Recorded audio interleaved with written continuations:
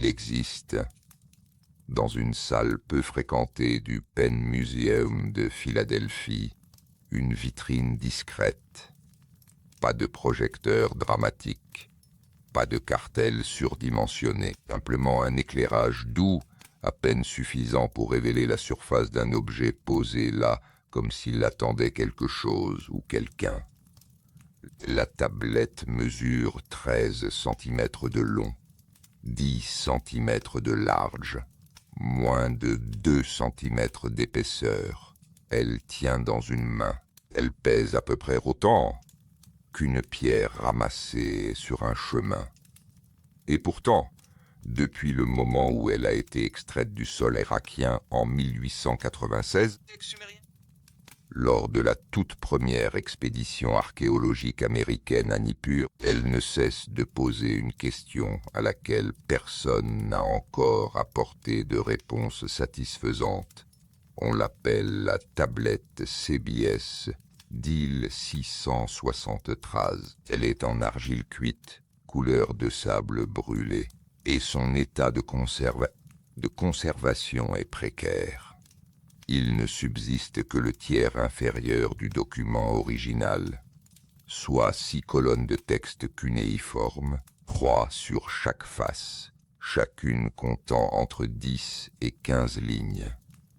Le texte complet devait avoisiner 260 lignes, qui a survécu représente donc bien moins que la moitié de ce qui existait. Et pourtant, quelques fragments fragmentaires ont suffi à changer le cours de la sumérologie moderne. Le texte est écrit en sumérien. Il date du XVIIe siècle, avant notre ère, ce que les archéologues désignent comme la période babylonienne ancienne. Mais le récit qu'il contient, lui, remonte à une époque infiniment plus lointaine. Il décrit la création des êtres humains. Il nomme 5 villes qui existaient avant que le monde ne soit noyé.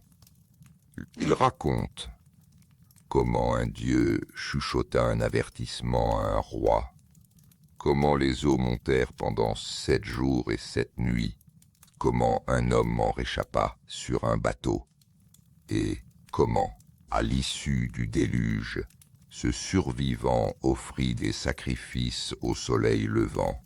C'est que ce qui saisit immédiatement le chercheur qui se penche sur ce fragment est une chose étrange que l'on ne remarque pas au premier regard.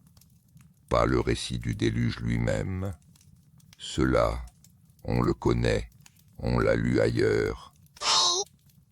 On l'a comparé au texte biblique avec l'ardeur des polémistes du XIXe siècle. Ce qui saisit, c'est la structure du document.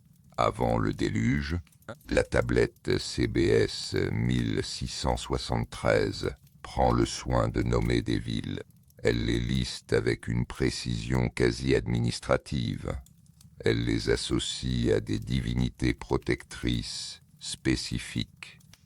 Elle décrit un ordre du monde, un tissu de responsabilité, une géographie sacrée.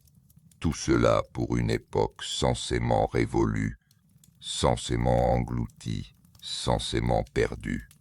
Pourquoi ? Pourquoi une civilisation qui avait survécu au déluge, qui reconstruisait ses temples et réinventait ses royaumes, prenait-elle la peine de consigner avec autant de soin ce qui avait existé avant ?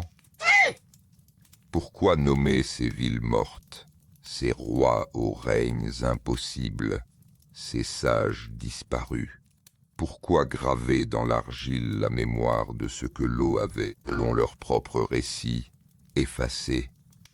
Il y a, dans ce geste de conservation, quelque chose qui dépasse la simple nostalgie, quelque chose qui ressemble à une transmission, comme si la dernière génération, avant le déluge, ou ceux qui s'en souvenaient, avaient voulu laisser des indices. Cette nuit, c'est précisément cette question que nous allons suivre à travers les textes, les tablettes et les fouilles.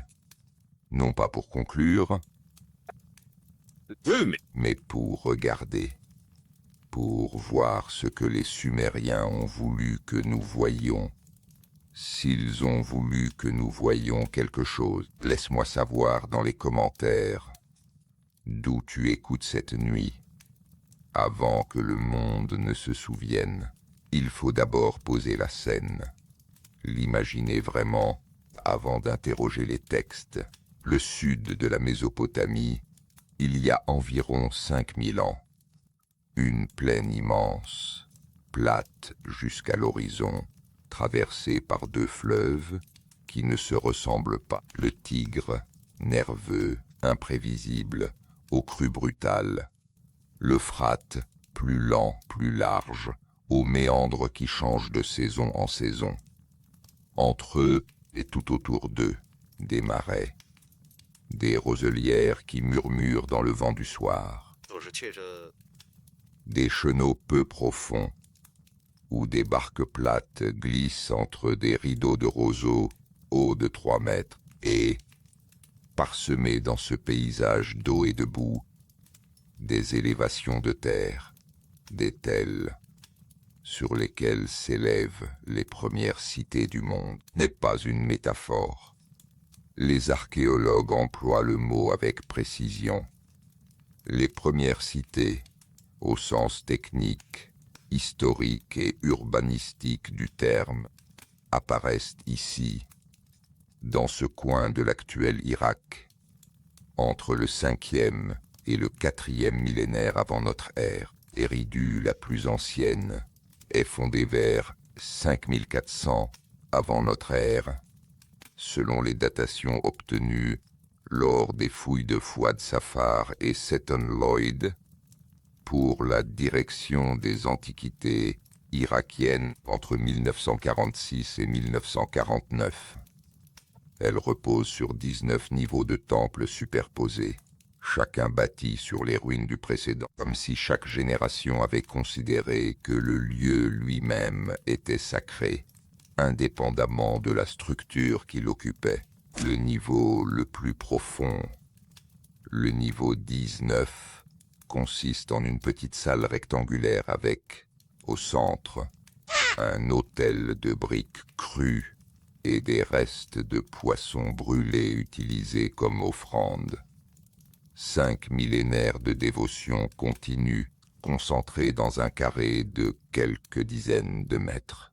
Uruk, un peu plus au nord, devient vers 3200 avant notre ère la première agglomération urbaine de l'histoire à dépasser les 40 000 habitants. Nippur, au centre de la plaine, s'impose comme le cœur religieux de Sumer, la ville où réside, Enlil, le dieu qui décide du destin des rois et des peuples. Churupak, sur les rives de l'Euphrate, devient célèbre pour une autre raison que sa situation géographique. Les Sumériens la désignent, dans plusieurs de leurs textes les plus anciens, comme la ville du déluge, la ville du roi qui survécut. Ces cités ne sont pas nées du néant, elles émergeant d'une longue tradition de sédentarisation. La période Obeid, qui commence vers 5500 avant notre ère, et leur développement s'accélère de manière frappante autour de 3500 avant notre ère, à la jonction entre la période Obeid tardive et ce que les archéologues appellent la période d'Uruk. C'est à ce moment-là que l'écriture cunéiforme apparaît, qu'une administration centralisée se met en place. Des textes de comptabilité deviennent des textes littéraires. Cette chronologie est importante pour comprendre ce que la tablette CBS DIL 673 raconte, ou plutôt pour mesurer l'écart entre le moment où le texte a été gravé dans l'argile et le moment qu'il prétend décrire. Le document, daté d'environ 1650 avant notre ère, décrit 5 villes antédiluviennes avec une précision remarquable.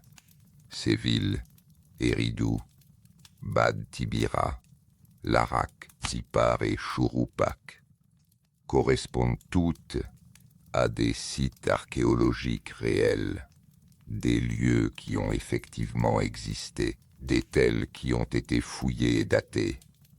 Eridu, comme nous venons de le voir, remonte à 5400 avant notre ère au moins. Chouroupak, identifié au site de Tel Farah, a été excavé en 1902-1903 par une expédition allemande sous la direction de Robert Koldewey et Friedrich Noeldeke, puis à nouveau en 1931 par Eric Schmidt pour l'Université de Pennsylvanie, et les fouilles ont révélé une occupation continue depuis environ 2900 avant notre ère, avec, à cette date précise, une couche de sédiments d'inondation.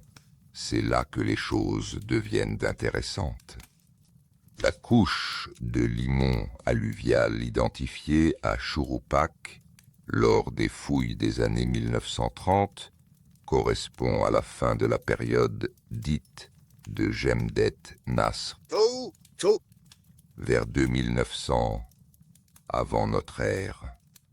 Cette couche n'est pas unique, elle a été identifiée sur plusieurs sites mésopotamiens de la même époque, à Kish notamment, et dans une certaine mesure à Ur, lors des célèbres fouilles de Sir Leonard Woolley entre 1922 et 1934, une strate de limon propre, dépourvue de tout artefact humain, d'environ 3 mètres d'épaisseur, a été découverte sous le cimetière royal.